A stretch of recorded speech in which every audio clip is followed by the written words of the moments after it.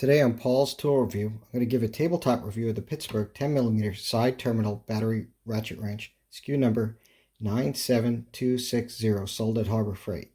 This also comes in another size of 5/16 if you prefer that. It has a very high rating of 4.7 stars out of 5, and 95% would recommend this tool. So unlike some of the other Harbor Freight tools, this one happens to be made in China. It does say so on the back, made in China. And just in case you forget, they remind you right here, made in China. It has a very simple ratcheting mechanism right here. Right.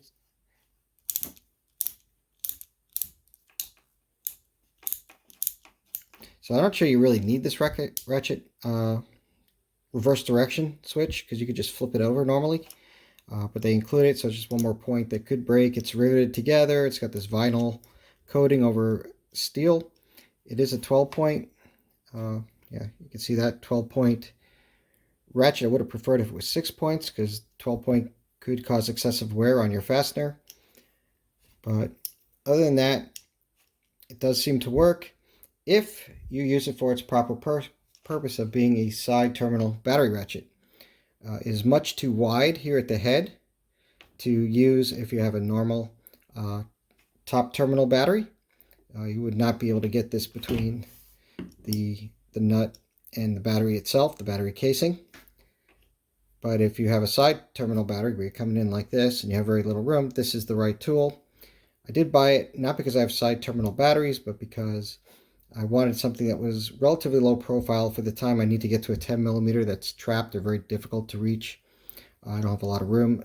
Thickness this way. This may come in handy to just get a bite on it and spin that thing off. But if you are planning to use it on a normal battery terminal, look for something else. Just use a socket or a wrench. This is not the right tool. It's too bad though, because it does have this nice vinyl rubber type of coating on it to protect you from shorting out your battery, which could be quite painful.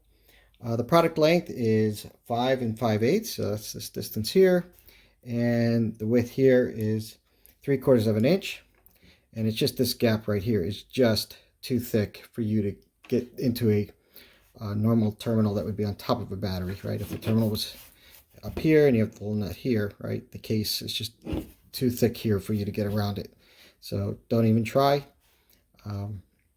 What's funny is they do say it works for most imports and domestic cars, but very few that I'm aware of in recent times ship with side terminals. A lot of them are coming in with the top terminals. I do remember it was very popular below the 2000s, so you have an older Suburban or a GM car. It was very common. Again, not so much common to use a 10mm, though. It's most likely going to be the 5/16, which, if I remember correctly, is 8mm. So the product overview on this tool says this is a reversible ratcheting box wrench and is used for any 10mm side terminal battery found on most import and domestic vehicles. I would say not really most. I mean, the ones that are that way. The cushion vinyl grip handle with its handy ratchet wrench provides comfortable operation. Yeah, it's pretty comfortable. It's not sticky or anything. The satin chrome plated finish resists rust and corrosion, allows this wrench to withstand heavy worksite abuse. Okay, but it does feel kind of cheap. It is riveted together. It's so coarse, right?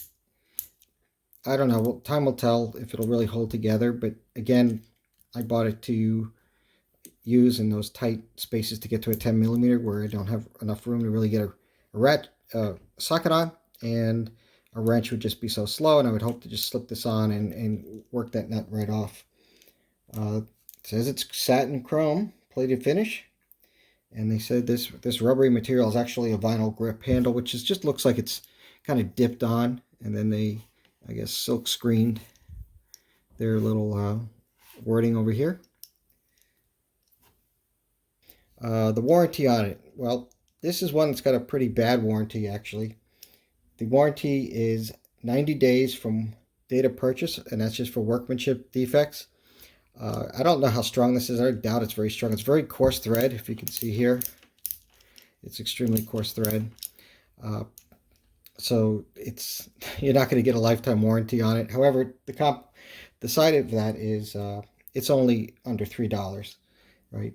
Now they do compare it to an OTC 4616, which normally sells at around $11.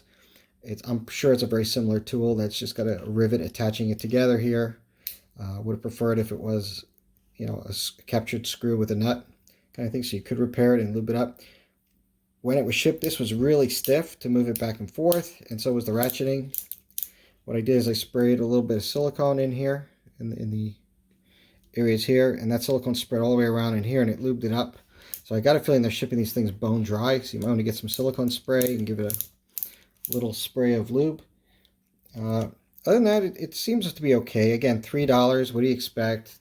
Don't expect a warranty on it. Don't expect to use it on a normal battery terminal nut. It does say side battery terminal on it.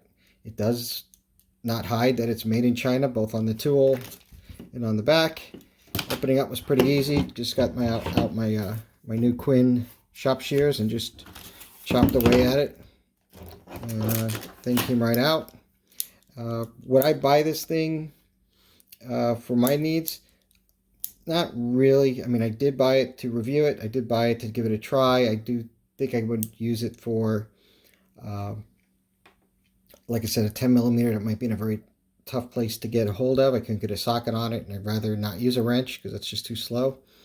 But yeah, you're not going to use it for batteries. It's too bad. I would have liked to seen it work for both. But yeah, they don't even try to mention that. And most of the negative comments says it's too fat, which is this distance here. It won't work on their normal battery terminal on any of their cars. Yeah, it only works on side terminals. If you don't have that, it's not going to happen. Also, already you can see it's starting to wear off a little bit here, the writing. So don't expect that to stick around forever. The good news is if you buy the other color, I think this rubber is in red. So black is 10mm and the 5/16 is red, so you can tell them apart because this writing definitely is not going to stick around. Trying to think what else I could tell you about this tool other than it's okay. It's $3. I'll throw it in my collection for the day I might have a purpose for it. Don't know. We'll see. So if you made it this far, thank you very much. Please like and subscribe.